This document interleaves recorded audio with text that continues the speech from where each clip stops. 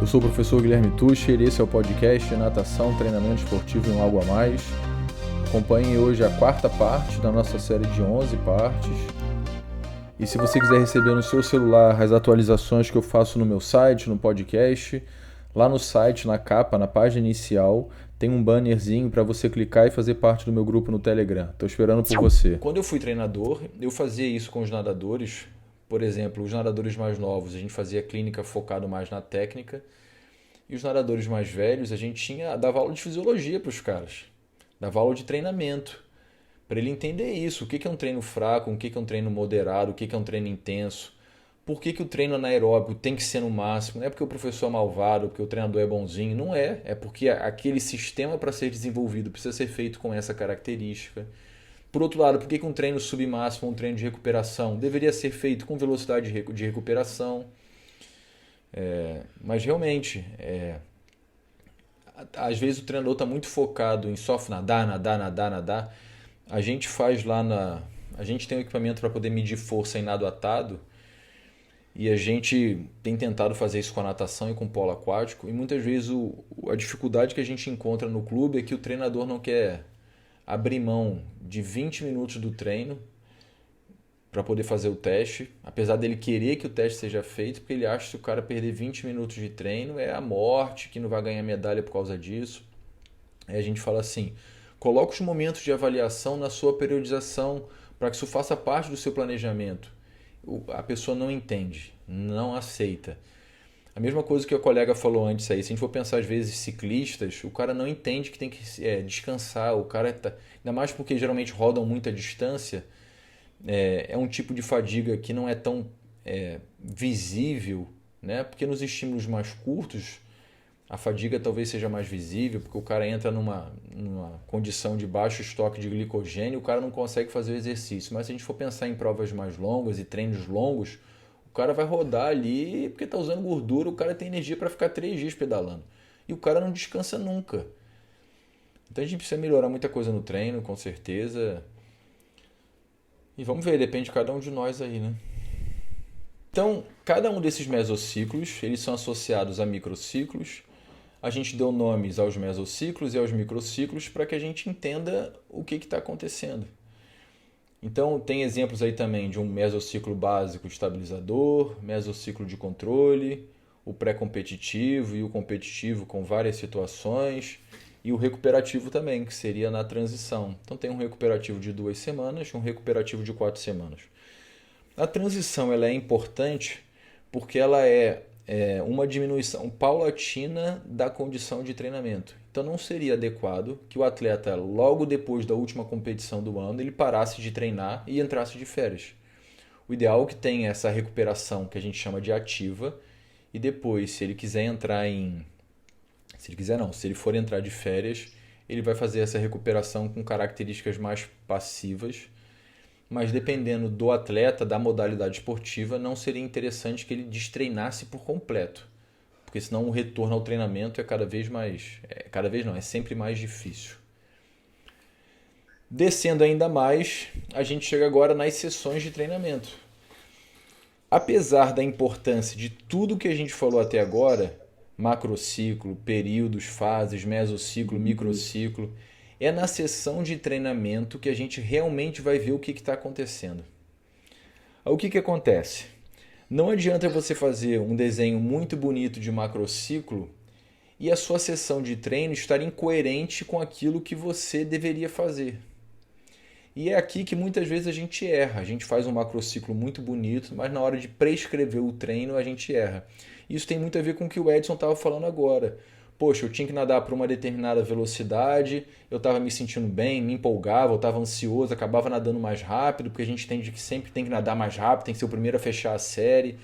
E pode ser que isso não seja o adequado, porque aquele era um momento de recuperação. E às vezes quando vai chegar no momento de realmente ter que nadar rápido, o atleta não está recuperado, não consegue fazer o treino com qualidade. Então a sessão de treino, que está, como eu disse para vocês, mais relacionada ao planejamento, mais relacionada à organização do treino, talvez seja a parte mais difícil de todo esse processo que a gente está falando, tá bom? Porque é aqui que você vai prescrever, que tem que estar coerente ou não, e outra coisa, o que o atleta vai fazer. E ainda tem outro problema, a diferença entre carga externa e carga interna. Então, carga externa é aquilo que a gente prescreve para o nosso atleta, vai fazer lá 10 séries de 100, saindo a cada 15, 1,15, 1,20, seja lá o que for. Mas carga interna é como é que os atletas respondem a esse estímulo que é externo. Então, prescrever treino realmente é complexo. Dentro do modelo de periodização tradicional, uma característica que a gente tem é que há o desenvolvimento simultâneo de diversas capacidades motoras. Deixa eu voltar aqui. Então vamos pensar aqui. Mesociclo de incorporação, que é esse do lado esquerdo na parte de cima, que é verde. Eu tenho ali 4 microciclos. Dentro desses microciclos, no modelo de periodização tradicional, eu tenho o desenvolvimento de diversas capacidades motoras ao mesmo tempo. E isso vai acabar se refletindo na sessão de treino. No modelo de periodização em blocos, que é o que nós veremos a seguir, a gente não tem o desenvolvimento simultâneo, a gente tem o desenvolvimento consecutivo. Nós veremos qual é a diferença, apesar do próprio nome já dar uma ideia para a gente. Então o que acontece? Ali no microciclo ordinário, dentro do mesociclo de incorporação, eu vou treinar alguma coisa de parte aeróbica, alguma coisa de força, alguma coisa de parte anaeróbica, alguma coisa de técnica, alguma coisa de velocidade.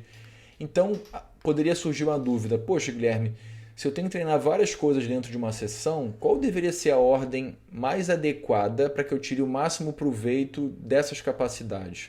A ordem seria alguma coisa parecida com essa que está apresentada aí no slide. Então eu deveria iniciar a minha sessão de treinamento ensinando técnica. Ainda mais se for alguma coisa nova que você está apresentando para o seu aluno ou para o seu atleta. Por que começar com a técnica? Porque o atleta está descansado, em termos mentais e em termos físicos, e ele consegue prestar atenção no que você está falando, no que você está demonstrando e consegue prestar atenção no que ele está fazendo. Depois que o atleta se cansa, a tendência é que ele não consiga fazer um movimento com qualidade. Eu tive um rapaz que treinou comigo que na hora de fazer a virada no nado de crawl, ao invés de ele fazer um movimento com as mãos na frente do corpo, ele fazia um movimento com as mãos na lateral do corpo. E ele fazia isso porque ele trazia para o nado um movimento que ele aprendeu lá na adaptação ao meio aquático de fazer a cambalhota.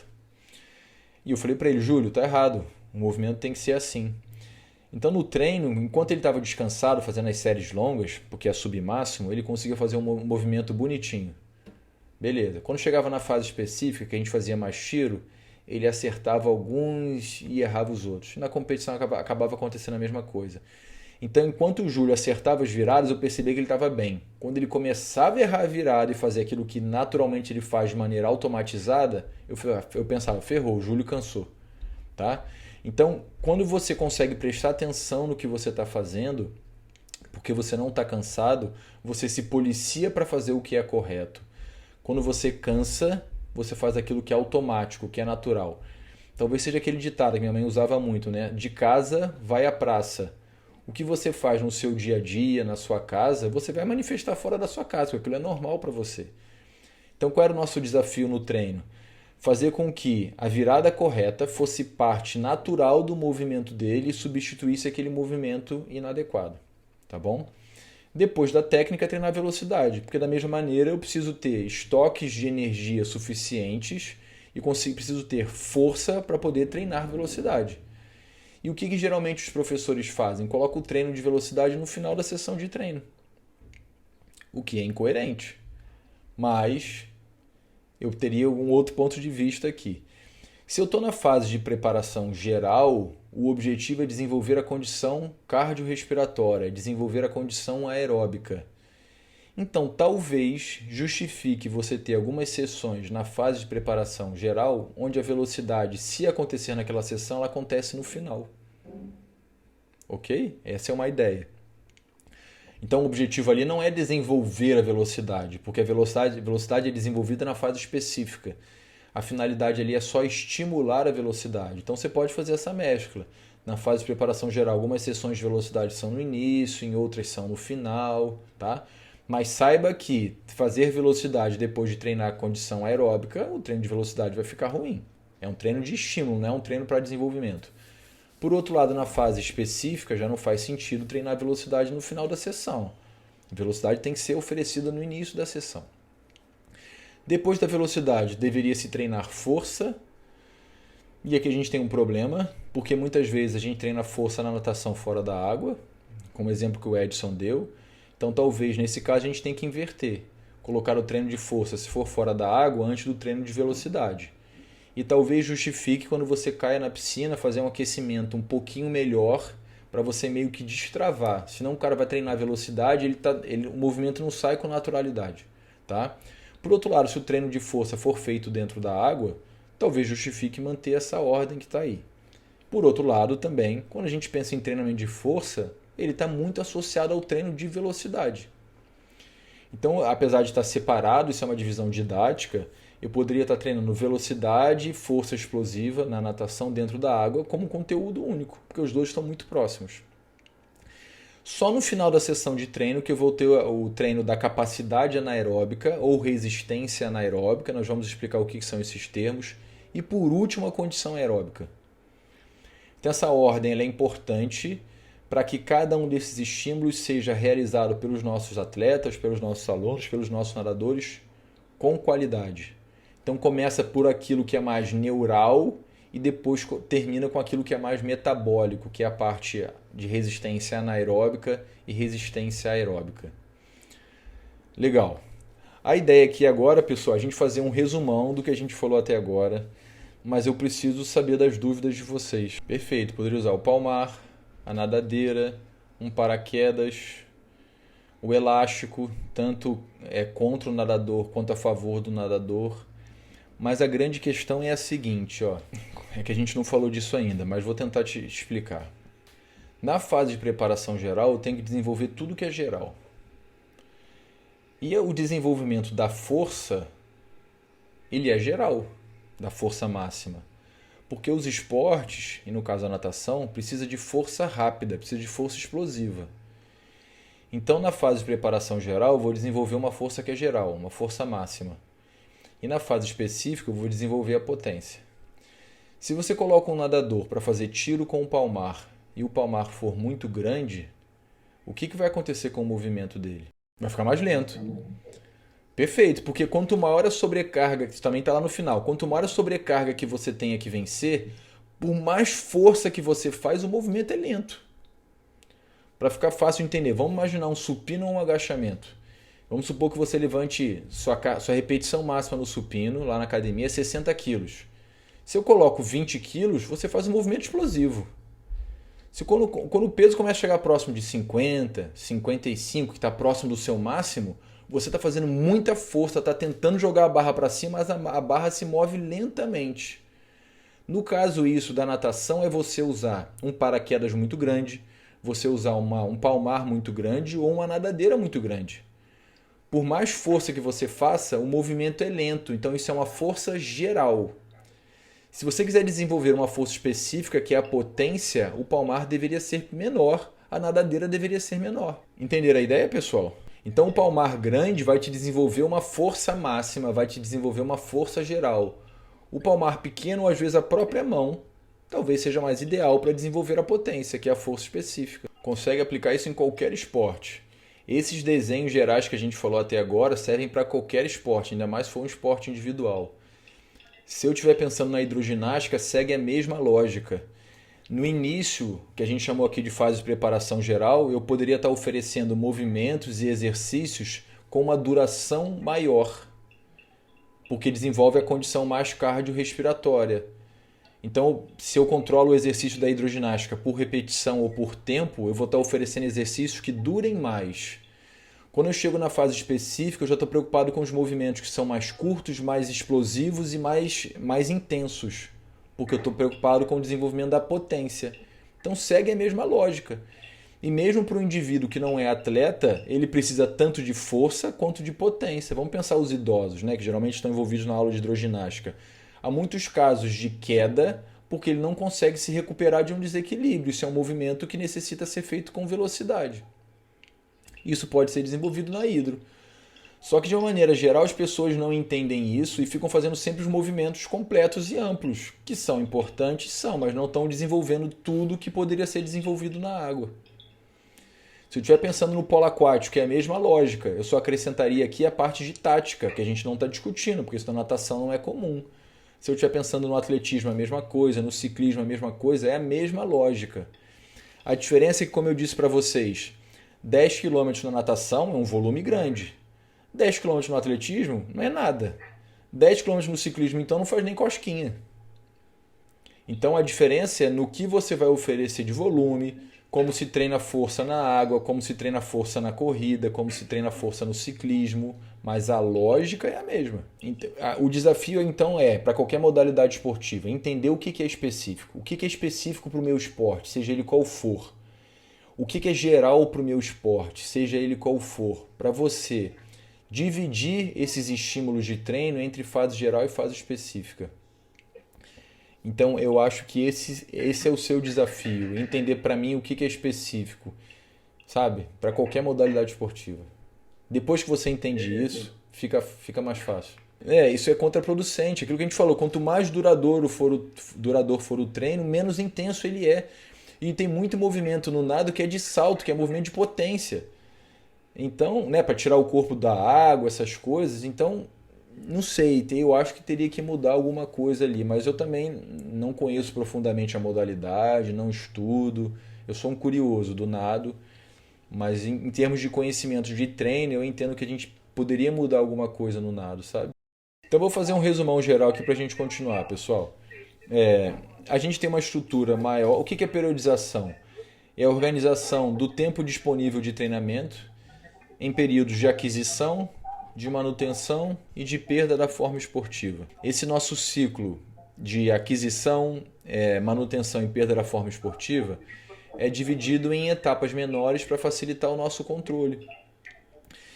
E a gente dá nome a esses momentos, que também é para facilitar o nosso entendimento. A gente tem uma estrutura maior que é chamada de macrociclo, que é dividida em períodos de preparação geral, específico e competição.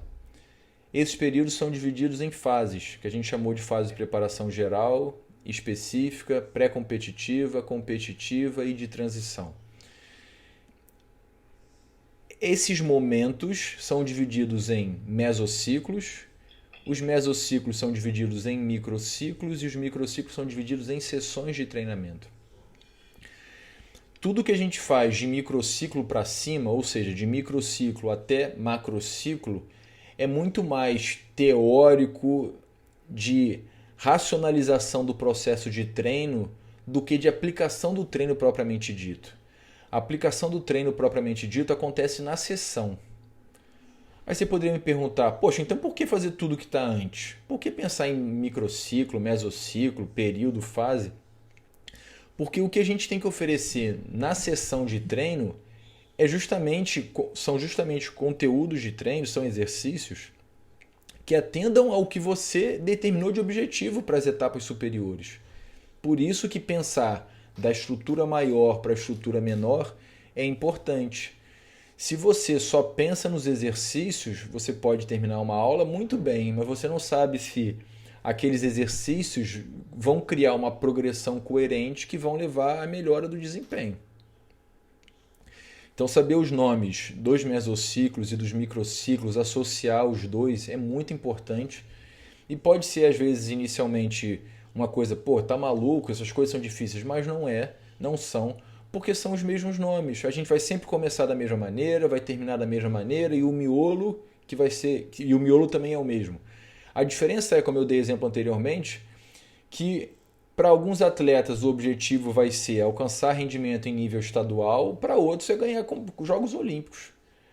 E em função disso, alguns vão nadar sessões de 1.000 metros, outros vão nadar sessão de 5, ou de 10, ou de 20, dependendo da distância que o cara treina.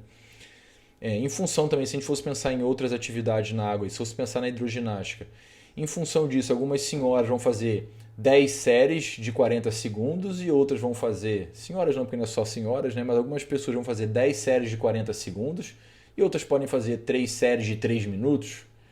Então, a duração do estímulo, a característica do estímulo depende de quem você está treinando.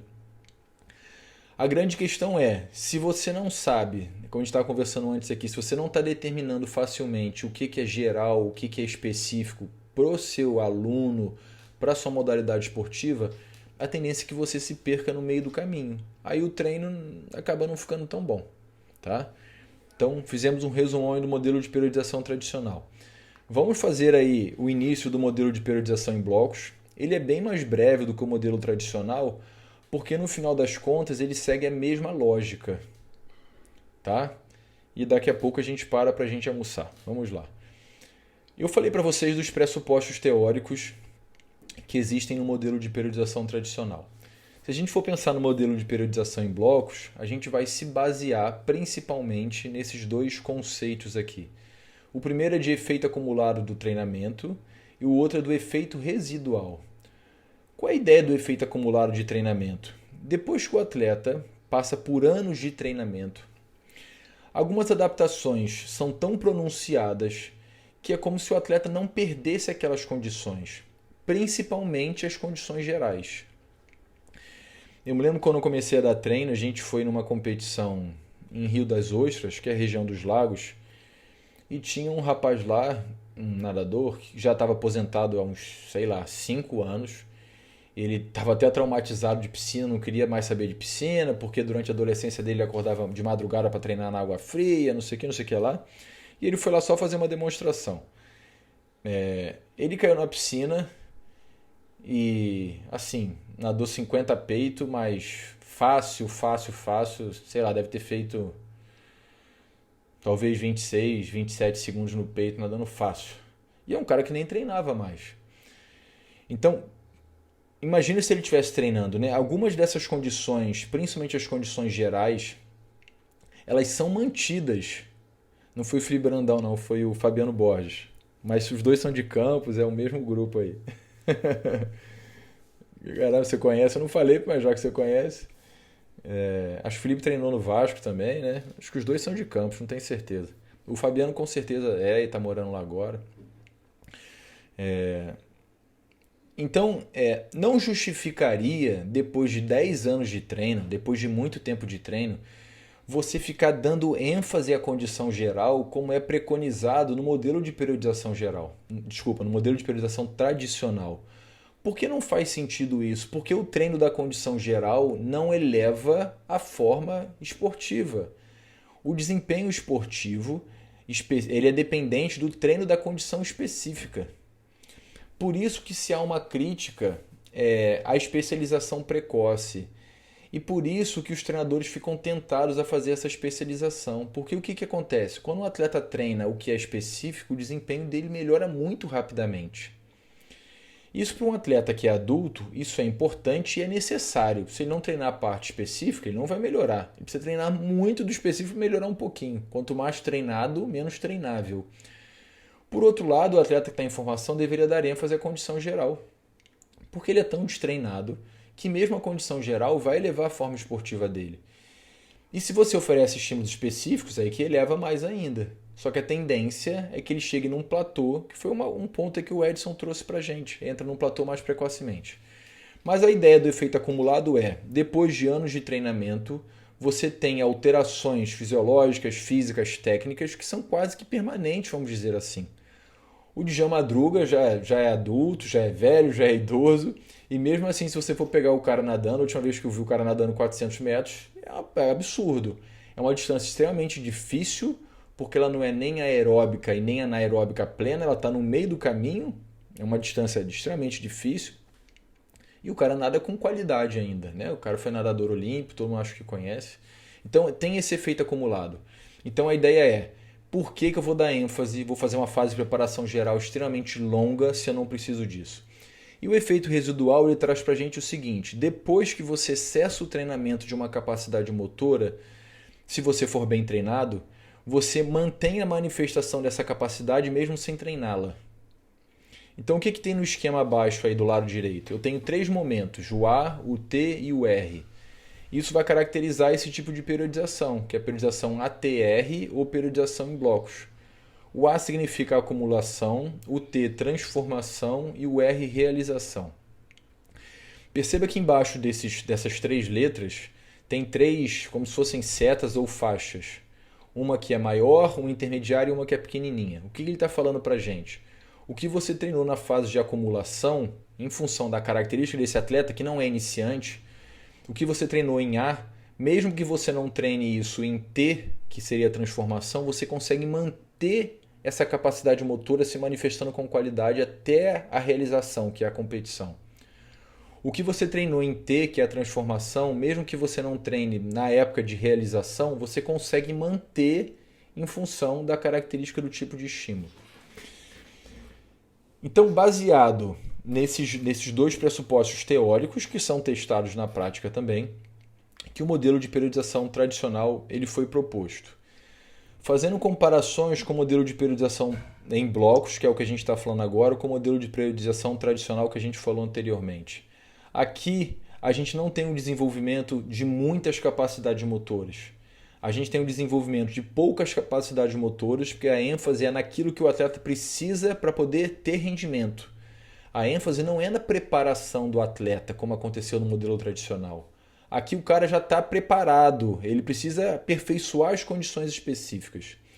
Por causa disso, então, a gente tem uma coisa que a gente chama de carga concentrada de treinamento. Os exercícios são concentrados, são para o desenvolvimento de poucas capacidades motoras. Então, no modelo de periodização em blocos, você não vai ter treino aeróbico, de força anaeróbico, de velocidade, de técnica na mesma sessão de treino. O treino é para desenvolver uma condição específica. Por causa disso, os treinos tendem a ser mais monótonos, porque você está desenvolvendo poucas coisas. Para uma criança é bacana, você começa com o seu treino, a sua aula, falando de técnica, então estimula lá a técnica, depois faz uns tirinhos de velocidade, termina a aula com alguma coisa aeróbica, bacana. Mas isso para o cara que está numa condição mais elevada de rendimento, isso não faz sentido. Por quê? Cada tipo de estímulo desse vai exigir um componente diferente do corpo, vai exigir um componente diferente de adaptação. E isso dificulta a adaptação do atleta. Se a gente estiver pensando numa carga concentrada, você só estimulou uma via, só estimulou um sistema. Então isso facilita a recuperação, facilita o controle, o que é importante para o atleta desse tipo de desempenho. Certo até aqui, pessoal? Em função dessas características, então, a gente tem 3 tipos de bloco.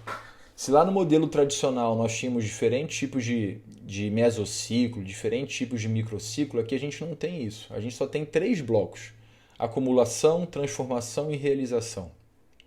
Só que, se vocês forem ver os detalhes, o que a gente tem que treinar na fase de acumulação são as mesmas necessidades de treino na fase de preparação geral, lá do outro modelo. O que a gente treina aqui na fase de transformação são as mesmas necessidades de treino que a gente desenvolve lá na fase de preparação específica. E aqui na realização são as mesmas necessidades do período de competição. Então a gente poderia chamar aqui, só para facilitar a memorização de vocês, a acumulação de fase de preparação geral, a transformação de fase de preparação específica e a realização de fase de competição. Só que lá no modelo tradicional você desenvolve várias capacidades motoras ao mesmo tempo e algumas são conflitantes. Aqui você desenvolve de maneira consecutiva. Então olha só, na fase de acumulação eu vou dar ênfase à condição aeróbica, à força muscular e à coordenação geral. Percebam que eu não tenho estímulos anaeróbicos na fase de acumulação. Se fosse na fase de preparação geral, lá no outro modelo, além do que está aí, eu teria um pouquinho do que está também na fase de transformação. Quando a gente muda para a fase de transformação, eu não treino mais a condição aeróbica, não treino mais a força geral, nem a técnica geral, eu só treino o que é específico. Dependendo do atleta, é uma resistência aeróbica ou anaeróbica, ou só a parte anaeróbica glicolítica, ou só a parte anaeróbica alática, a força explosiva, eu treino as condições específicas. Na realização, eu vou me recuperar e vou participar de competições. Então, para a gente parar aqui e antes de prosseguir. Então, comparando os dois modelos de forma bem resumida, a ordem de desenvolvimento das capacidades motoras continua sendo a mesma, que é aquela ideia de hierarquização dos estímulos de treino. Só o que acontece? No modelo de periodização tradicional, você tem a ênfase de algumas capacidades sobre outras, dependendo da época do treino. Você não tem o treino, você tem na fase de preparação, no modelo de periodização tradicional, muitas vezes o conflito entre estímulos de treinamento. Quando a gente pensa no modelo de periodização em blocos, eles quiseram tirar esses conflitos, porque o atleta já é muito treinado, eu não preciso ficar dando ênfase em coisas gerais. Vamos direto ao que é específico, ao que o atleta precisa fazer. Então tem um momento de acumulação, que é um estímulo aeróbico, tem um momento de transformação, que é só o anaeróbico.